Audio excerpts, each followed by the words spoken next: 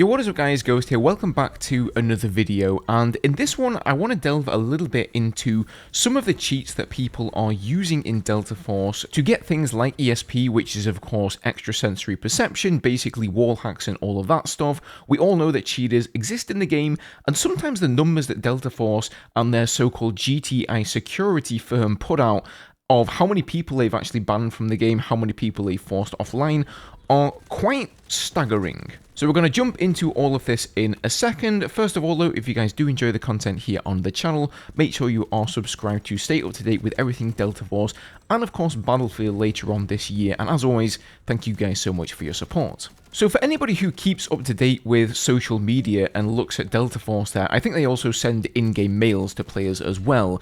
Every now and again, they put out these so-called violation reports showing just how many players they are banning or forcing offline from the game. So here is one from the 24th of January to the 6th of February, and we have 1,423 10-year bans, 230 DMA bans, and DMA stands for Direct Memory Access. This is a very sophisticated cheat where you're using an entirely separate PC or a laptop to feed the information from your main gaming rig into that PC. I did a whole video on that, I'll link it in the description for anybody who wants to learn more about that specific way of cheating and why it's a massive problem in Delta Force.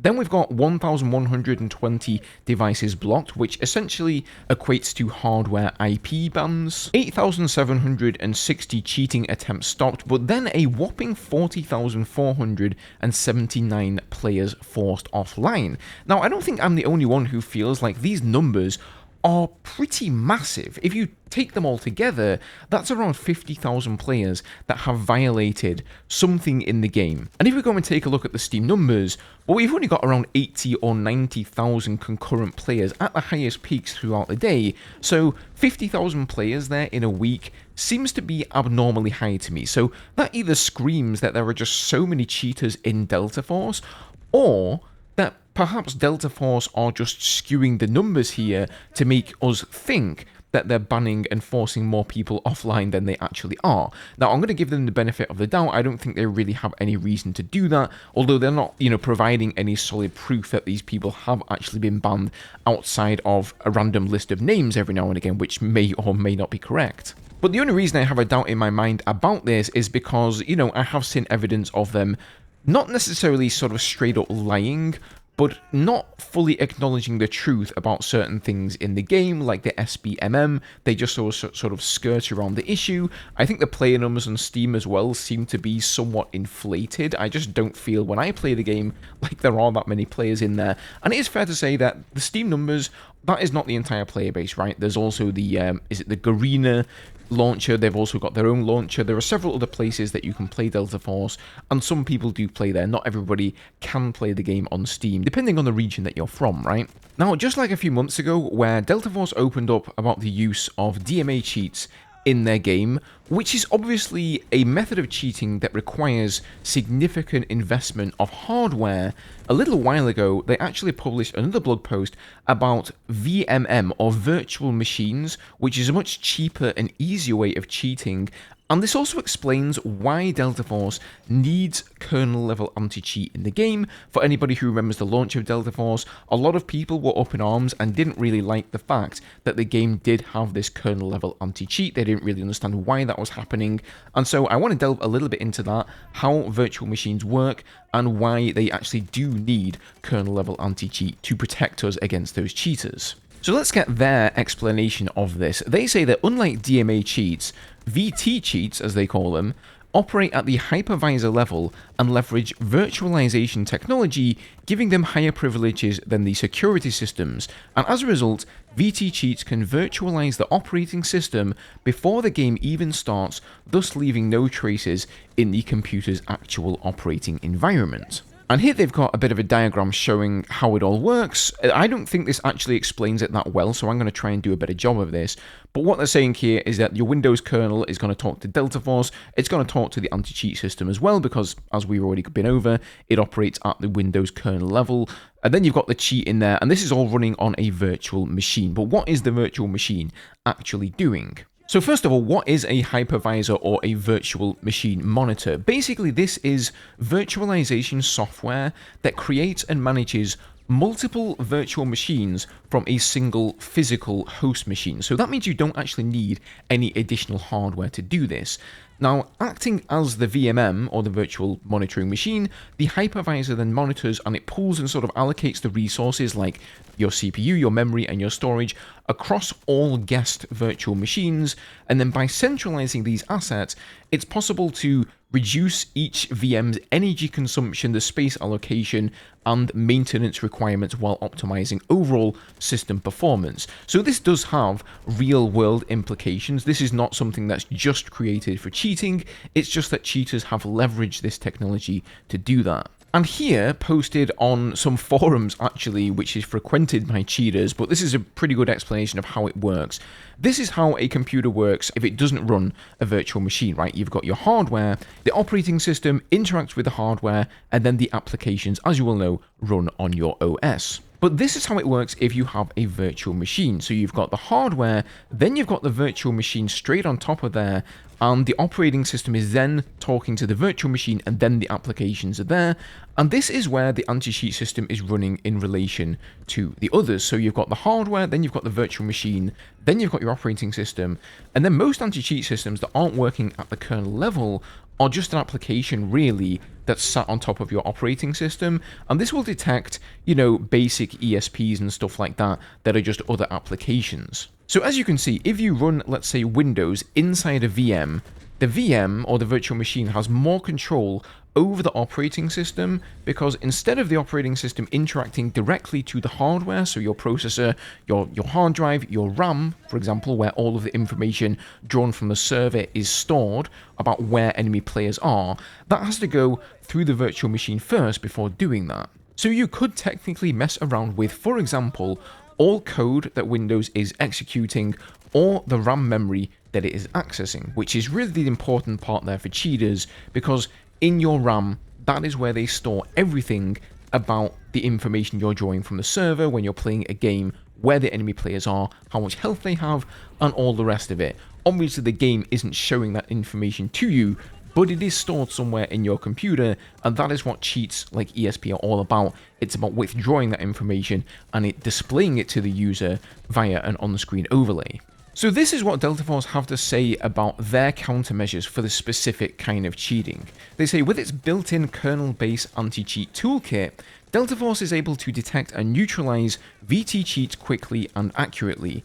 So they say, since the open beta, we've worked closely with Microsoft to leverage Windows kernel security features to combat cheats. These features are being rolled out in Delta Force to safeguard our gaming environment. GTI Security has deployed a comprehensive detection strategy to pinpoint these hidden VT-based virtual environments, exposing cheaters wherever they are. And then here on combating cheater advantages, it says VT cheats often grant unfair advantages such as wall hacks or aimbots. GTI Security has proven strategies in place to detect and penalize these violations effectively. So hopefully that explains a little bit about why Delta Force actually does need kernel-level anti-cheat. I know there are people out there who don't really fully trust the game, and to be honest, they've kind of created several reasons for us not to do that by, I would say, not being fully transparent with the community about a number of things that I've covered in videos before. Also, just the fact that it's a Chinese company, I know just people in general don't really trust Tencent, and they think that these anti-cheat systems could be putting spyware on their PCs with malicious intent. But hopefully this explains that, you know, they do actually need it there, and without these anti-cheat systems, people could get away with this much easier and cheaper way of cheating that doesn't require the investment of additional hardware like a DMA does, and that is helping protect us from that somewhat. However, cheating isn't going to be something that will ever go away in Delta Force or indeed any other game, but of course it's especially bad in Delta Force because it is free to play, so if you ban the player's account, they can just go ahead and create a new one. So what do I think should actually be done about cheating? I mean, I think in terms of anti-cheat systems, Delta Force are really doing all that they can here, but whereas with a paid game, the turn off for the cheater basically hinges on the fact that you have to purchase the game again, you've got to spend more money every time you get caught cheating, right? So you do have to be somewhat invested to actually keep on doing it. With a free-to-play game, that's not a problem. So should they maybe have some sort of a barrier to entry where you have to, I don't know, put a certain amount of hours into the game to be able to play with the rest of the player pool? Now, obviously, this is a bit of a double-edged sword because it's annoying for new players as well. They jump into the game, they want to just play it with other people, and now they've got to go through all these hoops and they're gated out of the main content of the game just because Delta Force want to deter cheaters. So, you know, that may also lead to players just uninstalling the game because they can't be bothered. Something I would actually like to see is some sort of input-based detection where if they find cheaters, right, and let's say you're using aim hacks and they can detect based on your inputs that you're using your mouse or your keyboard or your controller in an unnatural way, and they detect that you are using some sort of an aim hack cheat, instead of banning you or kicking you off the game and alerting you to that, how's about we just group all of those players together and let them play against each other? Instead of alerting them to the fact that, hey, we've caught you and now they need to change things up every time, why don't we just leave them in the dark and let them continue, but quietly put them in and playing with other cheaters, right?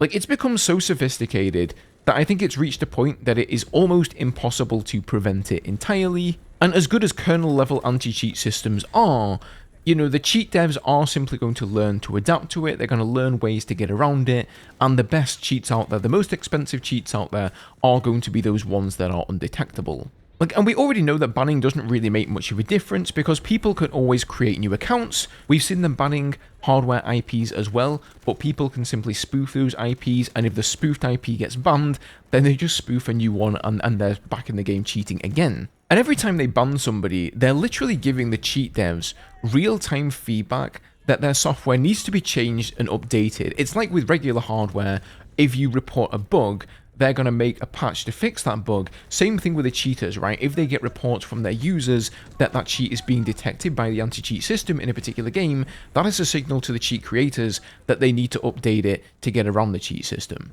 And I think, honestly, it would make cheat development 10 times harder if the devs didn't have a clue if they're actually being detected or not.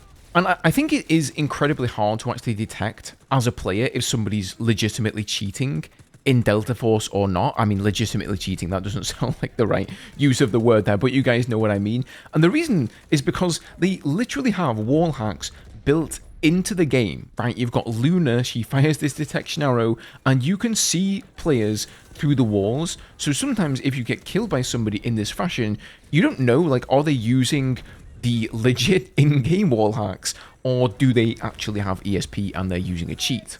Something else I really think they should do and go after cheaters is, like, why can't they just actually have a law against cheating and enforce this law? Make it a federal offense or something, you know, make the act of at least creating cheats and distributing them, if not using them yourself, punishable in some way. Maybe you don't get jail time, right, but you should get some sort of a fine, because they've been doing this sort of crap on Battlefield for a long time now. You know, ESP and aimbot, I've done so many videos about this because we've had cheaters in that game, now we've got cheaters in Delta Force, and it's just going to go on and on. It's going to be the same thing again with the next Battlefield game, even though it's not going to be free to play. But, like, look at Nintendo and the way that they go after emulators at the moment. For anybody who's clued out there, people are emulating Nintendo Switch games, and Nintendo have been coming down hard on the creators of those emulators, even though it's technically not illegal to emulate stuff because you are allowed to back up your own games and use emulation software if you own those games. But of course, a lot of people are illegally downloading the ROMs or the games and then playing them free instead of buying them directly from Nintendo, and they have been just absolutely smashing all of the emulation creators. So why is the same thing not happening with the cheat developers and massive companies like Tencent and EA? Guys, I would love to know your thoughts on this down below. I'm going to link the other videos I've done about this, about the whole DMA cheating, and also the interview that I did with a cheater in Battlefield 2042 some time ago. That gave me a lot of insight on just how cheats work, you know, how many people are cheating. The amount of money that is to be made off this is actually quite staggering because people are doing this as their full-time jobs, creating and selling cheats. So I'll leave that one down below as well if you guys want to check that out. But otherwise, have a good one, leave a like if you enjoyed the video, subscribe for more Delta Force, and I'll see you guys in the next one.